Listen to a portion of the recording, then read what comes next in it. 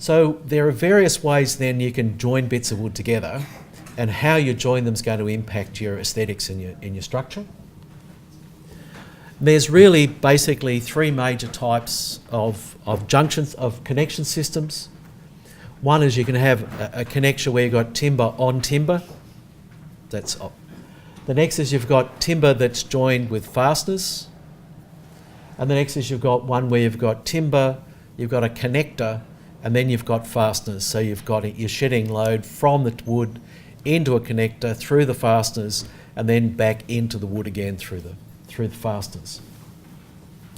So we look at the various types of connections you can actually have from an architectural or an assembly point of view, and look at how they operate, whether they're a timber to timber, whether they're a timber to fastener, or whether they're timber connectors to fasteners.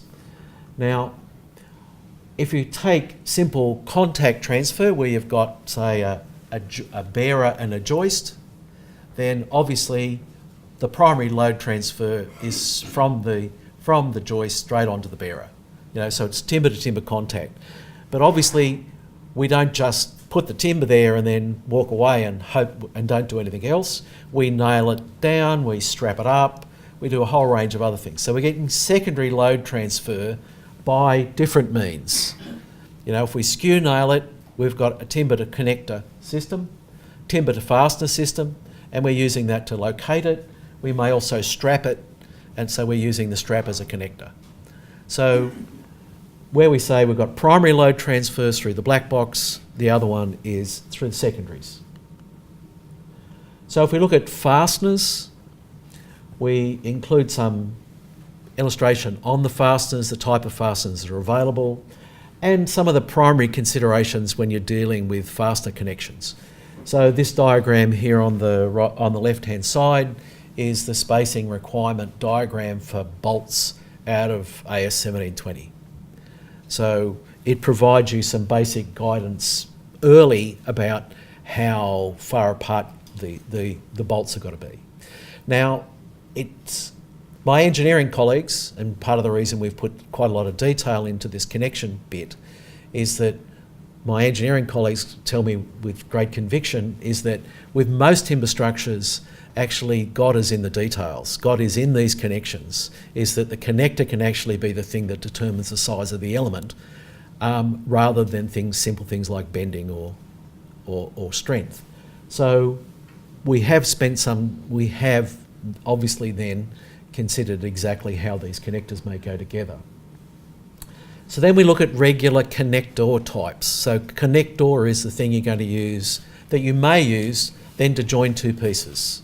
So whether you're using a wood gusset or a metal gusset or a nail plate, all of these are different connector types that we use to enhance connection of bits of wood together.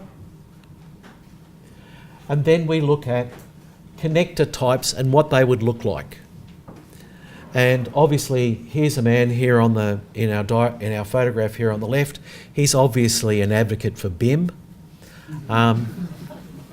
so he can know exactly where then to put the nails. But obviously, he's putting together a timber fastener connection.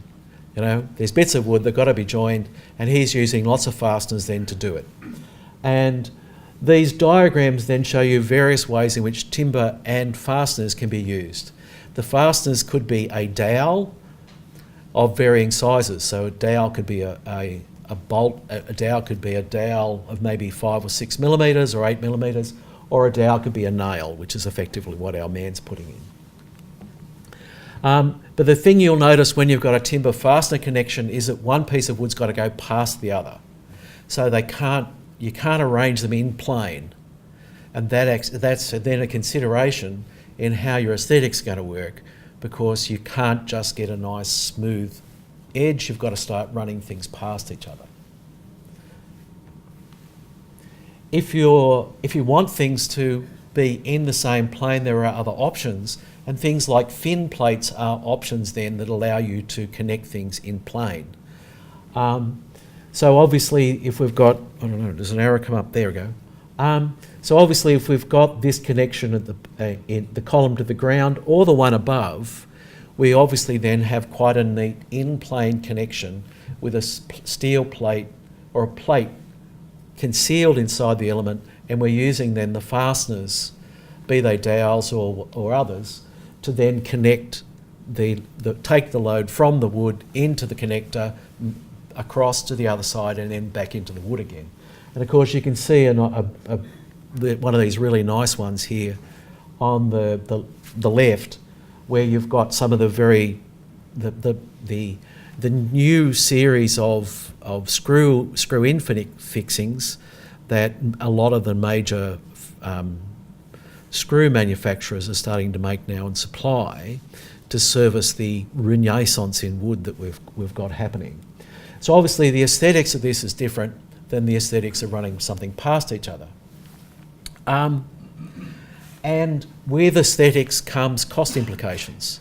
So we do actually have a table in the guide, which is too detailed to actually put on a slide because you wouldn't be able to read it anyway, that does give you some guidance as into, with these different types of arrangements, can pieces go past each other, how easy or hard are they to fire rate, and how relatively expensive they are on a reasonably cheap, middle of the road or really expensive scale on a $1 mark to a $4 mark scale of likely expense. Now, one thing, if you get the questionnaire on this presentation, one of the answers is the guide does not cover detailed comparative costings, because detailed comparative costings are far too hard. There's far too much moving all the time to be able to do that. So there's one answer for you.